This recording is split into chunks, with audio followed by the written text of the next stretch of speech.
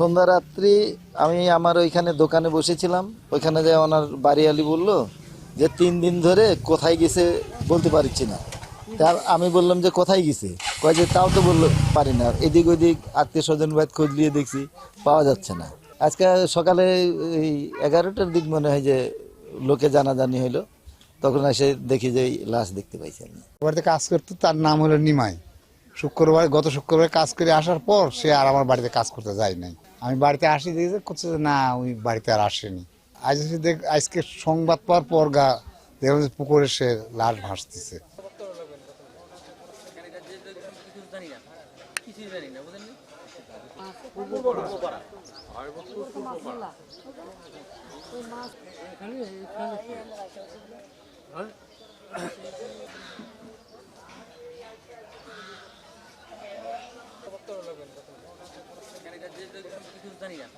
কিছুই জানি না, বুঝলেন?